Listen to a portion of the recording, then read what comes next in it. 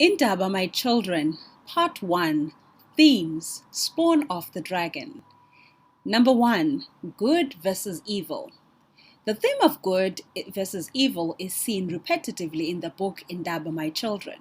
In Part 1, Spawn of the Dragon, we see it personified in the good goddess Ma and the evil god Nangai and goddess Watamaraka. Both good and evil forces have a keen interest of exerting control on humanity. Good is characterized by harmony, peace, and fair and just living, and evil is characterized by battle, strife, war, bloodthirst, and carefree living. A human immortal, Marimba, is personified as the keeper of peace and harmony in the land of humans. She is the much loved and respected human immortal, and she acts in ways to preserve goodness in the land. She, however, is cursed by evil immortal goddess Watamaraka by using the very strength of her character.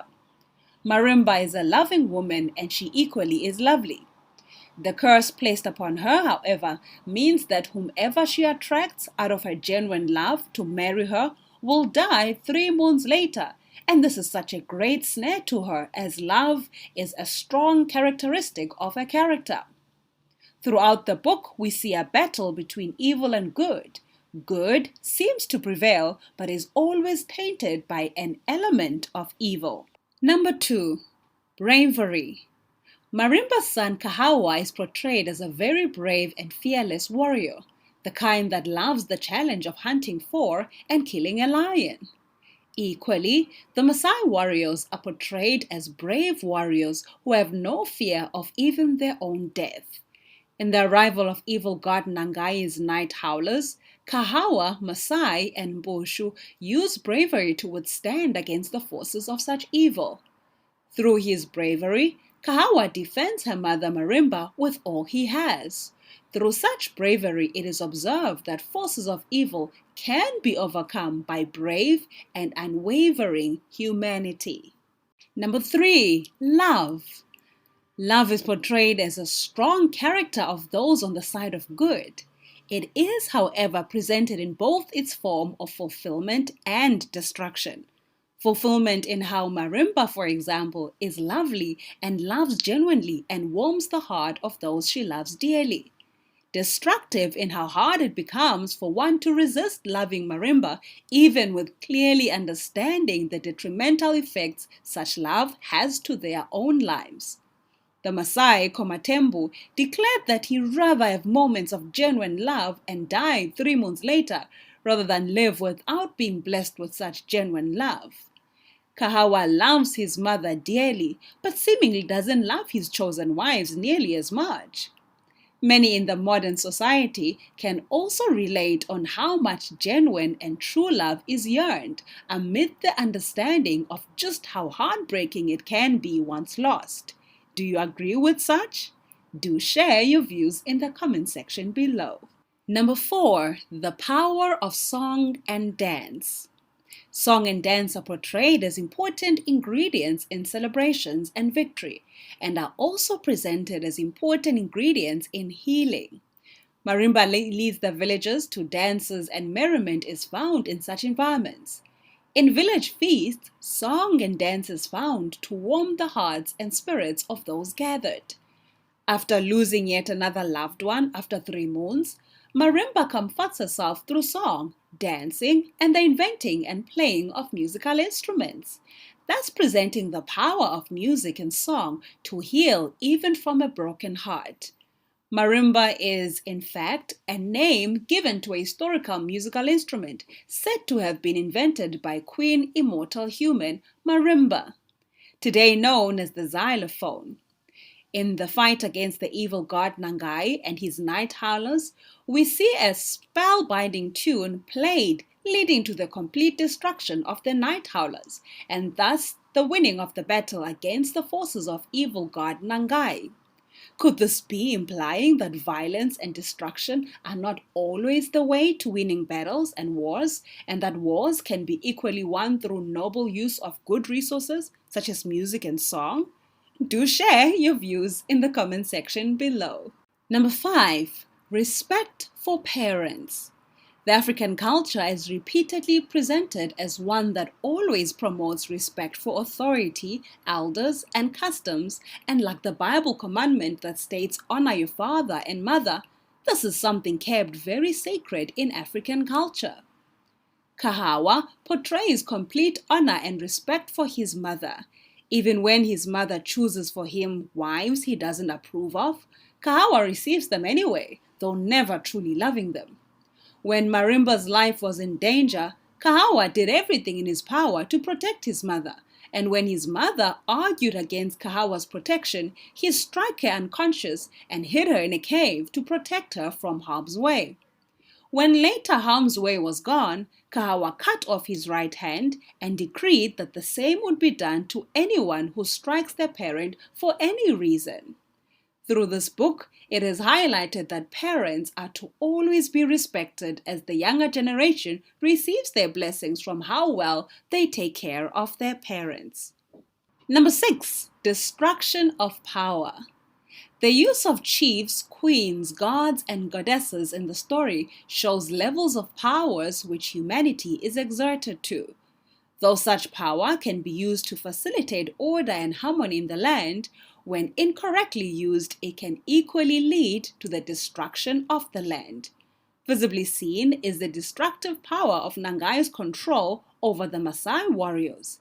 These warriors, as a result, are merciless people who merely live to receive instructions to kill and are equally killed when their time comes too. A less visible destruction, however, is seen when the good Queen Marimba heavily punishes young boys who have made inventions of trapping animals.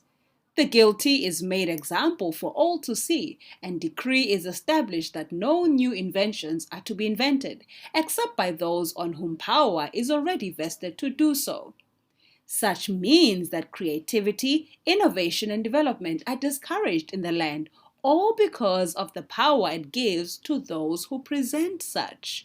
Number 7. Social acceptance. It unfortunately is still the case that certain stereotypes and stigmas exist in societies.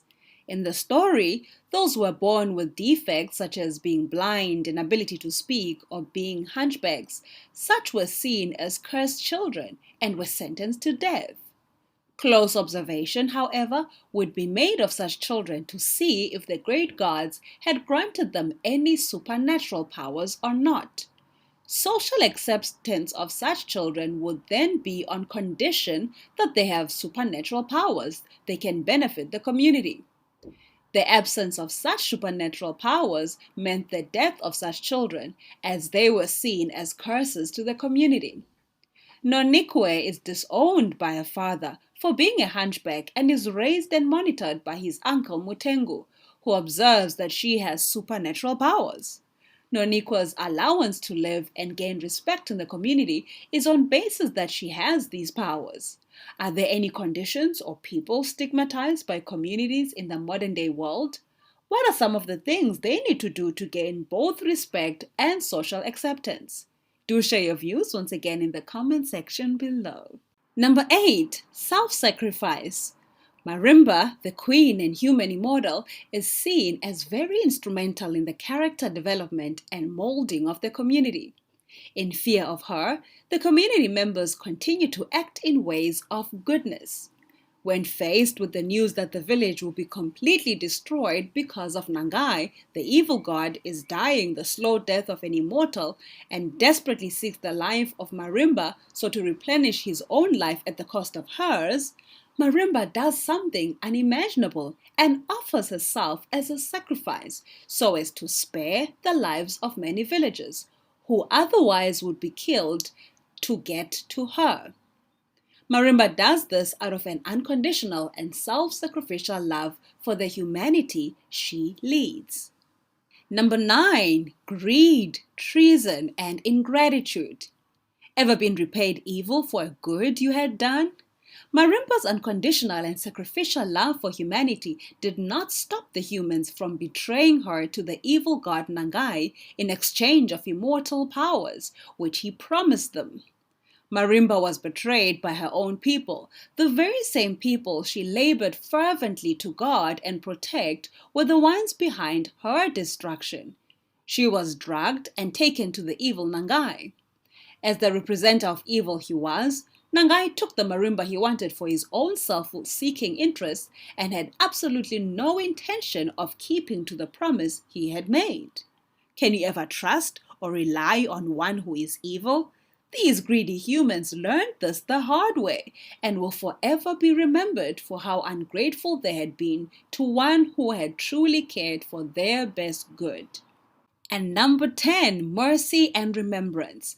Though Nangai had been punished by the great God for his evil, we see mercy being shown to him and him being given another chance to live. He was made the protector of the zombie-like marimba and was made to return to the land of the humans and to lead them kindly. The zombie-like marimba was returned to the people, so to serve as reminder for their evil towards good they received. Hopefully humanity would learn never to repeat such acts of greed and ingratitude. But do humans learn from such? Quite debatable, right? A bonus point, a quote that stood out for me. But first, let me take the time to thank you for reaching this far in the video, and I will further appreciate you liking the video, subscribing to the channel, sharing, and leaving your views in the comment section below.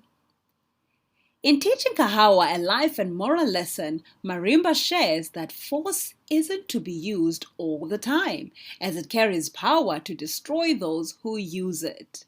This message speaks to me as it carries a truth universal and even relevant to our contemporary society. All humanity should always be allowed to express their views and individuality, though different it may be to others. Force should not be the tool used to gain power over others, but instead, mutual respect, communication, and understanding should be achieved. Further, that the constant use of force to arrive at results is destructive to even those who use it, as it bears no consideration for others.